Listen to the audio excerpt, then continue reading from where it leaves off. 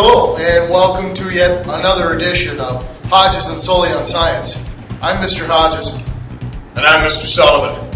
And today we're here to speak to you a bit about the process known as PCR, or polymerase chain reaction. It was a technique developed by Dr. Kary Mullis in 1983, a technique for which he later earned the Nobel Prize in Chemistry. That's right, Mr. Sullivan. And it really has become an indispensable tool in molecular biology. We can take one specific length of DNA or even a couple copies, and we can run it through the machine, and we can turn it into thousands, if not even millions, of copies of just one specific sequence of DNA. That is all true, and it is indeed fantastic. Students, if you would come with us today on a journey that is the process of PCR. In this first step of PCR, you can see the person mixing the necessary ingredients vital to this process. In these little microcentrifuge tubes are the DNA, primers, TAC polymerase, deoxynucleoside triphosphates, also known as DNTPs, a buffer solution, among other things. The DNTPs are the building blocks, or contain the nucleotides from which the new DNA strands will be built. We can also add in things like magnesium or manganese to try and cause the DNA to mutate if we're looking at mutations. Once everything is added, we put the tubes in the centrifuge to mix the cocktail.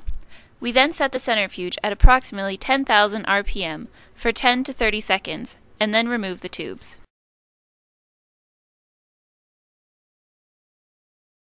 Once centrifugation is done, we can then put the microcentrifuge tubes in the PCR machine, called the Peltier thermocycler. This machine makes use of the Peltier effect, which allows for both the heating and cooling of the block holding the tubes, by reversing the electrical current. So now we are going to pick a cycle program that will heat and cool our DNA to allow for replication. So now that the machine is on, the tube will go through a series of heating and cooling, seen in the picture here. Step 1 is denaturation. We heat the reaction to approximately 96 degrees Celsius for 20 to 30 seconds. This causes melting of the DNA template by breaking hydrogen bonds between the bases, creating single-stranded DNA molecules. Step 2 is annealing.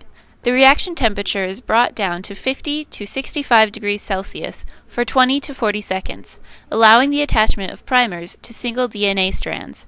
Then polymerase binds to the primer template and starts DNA synthesis. The third step is extension and elongation. At a temperature of about 72 degrees Celsius, the DNA polymerases we added in uses the nucleotides from the DNTP to create a complementing DNA strand to the original DNA template at a rate of about 1,000 bases per minute. This leads to an exponential growth of the DNA. The machine can be made to cycle as many times as needed to produce the amount of DNA required. That is truly amazing. Well, Mr. Hodges, now that we've learned a bit about what the process is, can you tell us a little bit about what it's used for? I sure can, Mr. Sullivan. We can use it for a multitude of things, really, like identifying a genetic fingerprint. We would want to do that in situations like you see on CSI, trying to solve a crime, or even paternity testing, trying to find out who the father of a child is. We can also use it to diagnose hereditary disease. Right on.